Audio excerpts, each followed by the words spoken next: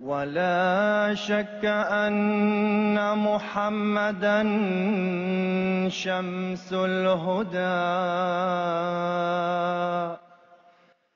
إليه رغبنا مؤمنين فنشكره. Aujourd'hui, l'islam est attaqué de toutes parts et on le voit, c'est souvent des attaques qui sont faites où on mélange des régimes politiques, on mélange charia, on mélange l'islam. Alors on ne sait même plus aujourd'hui reconnaître la véritable charia, c'est-à-dire la loi islamique, de quelque chose que l'on aurait tout construit de toutes pièces et où on dirait que en fait, couper les mains, tuer les gens, lapider les femmes, c'est devenu quelque chose d'assez courant. Alors, c'est notre travail aussi, nous, en tant que francophones, peut-être ceux qui nous écoutent aussi, c'est d'abord leur travail de se renseigner sur ce qui est écrit dans le Coran, bien entendu, et c'est à nous aussi, musulmans, de faire le travail d'éclaircir toutes ces zones d'ombre, si on peut parler de zones d'ombre, parce que, à notre sens, bien entendu, le Coran est très clair sur l'ensemble de ces enseignements. Alors, on va commencer peut-être par une thématique qui revient assez souvent dans les médias en ce moment. Et d'ailleurs d'autant plus avec tout ce qui est, vous savez, l'affaire Asia Bibi ou encore des affaires en Iran où on condamne tout le monde à tour de bras à la peine de mort. Alors, je vais m'adresser à peut-être Muzan Nabil Saheb en lui demandant si l'islam prescrit réellement la peine capitale, c'est-à-dire la peine de mort pour l'apostasie. Et d'abord, qu'est-ce que c'est que l'apostasie? Est-ce que vous pourriez peut-être nous retracer un peu et nous définir ce cadre-là? Donc, l'apostasie, tout d'abord, signifie le fait de renoncer à sa foi, de changer de religion. Donc, comme vous venez de dire que il y a de nos jours certains pays islamiques qui prescrivent la peine de mort pour tout apostat. Une chose qui est contraire à l'islam, contraire au Saint-Coran. Et donc le Coran qui est la source incontestée de l'islam, qui rejette toute peine pour un apostat. Donc d'emblée, je présenterai des versets du Coran qui prouveront catégoriquement que la peine de mort n'est pas prescrite par l'islam ou par le Saint-Coran. Donc le Saint-Coran déclare dans le chapitre 9, verset 66, donc il parle des hypocrites, et Dieu déclare catégoriquement que les hypocrites sont les apostats, sont les personnes qui ont renoncé à leur foi. Donc Dieu dit Qad kafartum ba'da imanikum. Donc les hypocrites sont devenus mécréants après avoir été croyants. Donc c'est vraiment la définition d'un apostat.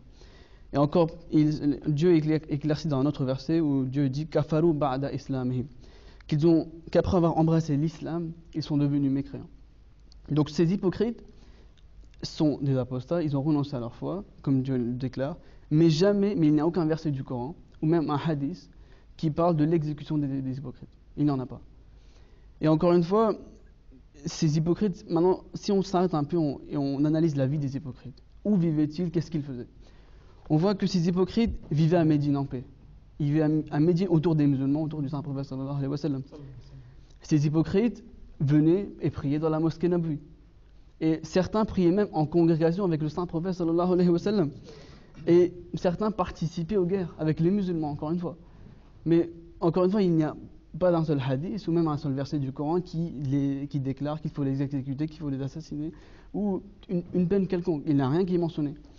Mais au contraire, il y a un chapitre qui a été réservé aux hypocrites, qui est le chapitre Al-Munafiqun, c'est-à-dire qui veut dire les hypocrites. Et dans ce chapitre, Dieu déclare encore une fois dans le verset 3 que zalika bi annahum amanu summa kafaru fatubiya ala qulubihim fahum la yafqahun. C'est parce qu'ils ont d'abord cru et qu'ensuite ils ont mécru. Donc ils ont renoncé à leur foi, un sceau a été mis sur leur cœur, donc ils ne comprennent pas. Donc encore une fois, le fait qu'ils ont renoncé à leur foi est encore mentionné dans la sourate Al-Munafiqun. Et quand on va un peu plus loin, il est dit que wa iza qila lahum, que lorsqu'il leur est dit. Donc Dieu il parle ici que les compagnons du Saint-Prophète sallallahu alayhi wa sallam allaient voir ces hypocrites et allaient leur prêcher.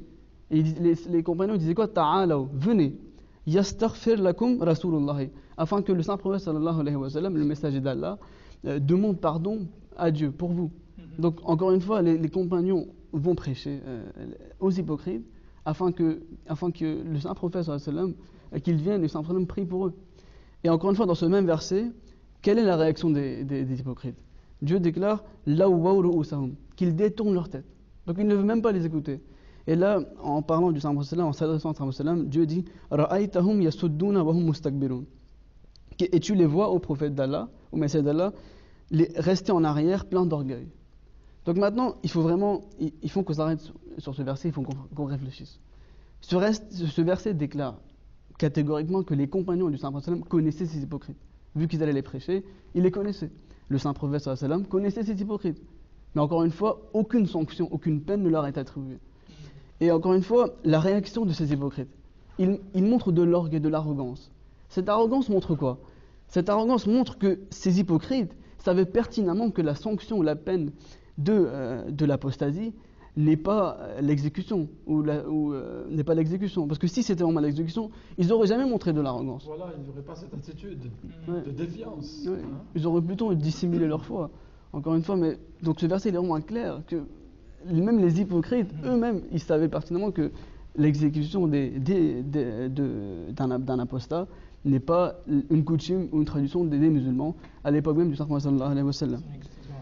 Donc maintenant, la question qui se pose, que d'où ce mauvais concept, erroné, et d'où il vient pour gangréner l'islam aujourd'hui, quoi. Enfin, ou ce que les personnes appellent l'islam, mais du coup qui n'est pas. Oui, donc ces savants, ces soi-disant savants, ils s'appuient sur un hadith qui est mentionné dans le Bukhari.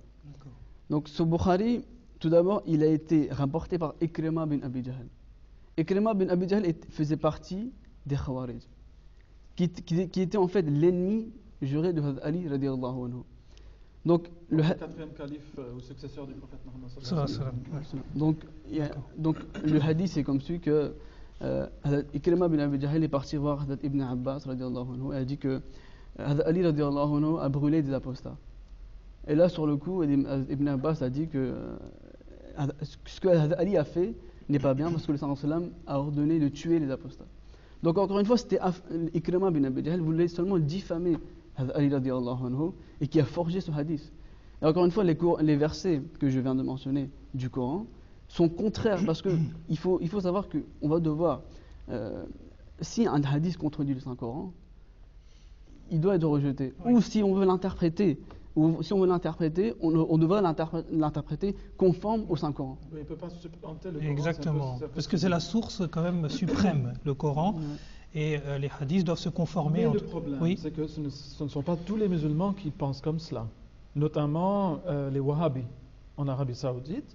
Eux, ils disent que les hadiths priment sur le Coran. C'est quand même une drôle de façon de voir les choses. Oui, c'est une très bizarre façon de voir les choses, parce que l'authenticité du Coran n'est jamais mise en doute, mais l'authenticité des hadiths, par contre, on ne peut pas comparer les deux, ce n'est pas du tout la même chose. Et d'ailleurs, le Coran, que Dieu répute lui-même être le gardien, voilà. Et qu'il mette de côté, voilà, c'est ça, l'œuvre de l'homme est supérieure à l'œuvre de Dieu. Au-dessus de l'œuvre de Dieu.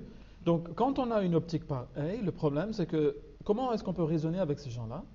Là, on peut prendre n'importe quel récit, ça va être plus valable que le Coran, hein, et ils vont faire ce qu'ils veulent. Donc, on peut leur présenter à ces gens-là les versets comme Nabil vient de le faire, mais le problème, c'est que comment les convaincre? Donc, il y a un problème au niveau de leur pensée. C'est un problème qu'il faut déraciner. Et c'est ça qui est à la base déjà de la radicalisation des musulmans dans le monde. Le vecteur de tout ça, c'est l'Arabie Saoudite et le wahhabisme. Tant que ça durera, les problèmes dureront. Donc c'est un problème vraiment au niveau de la pensée wahhabi. C'est aussi un problème peut-être au niveau de l'arrogance, pour faire un petit parallèle avec ce que vient de dire juste avant Nabil Saïd. C'est ironique. C'est ça, c'est l'ironie totale. On parle de l'arrogance et les gens montrent de l'arrogance même en parlant. Exactement.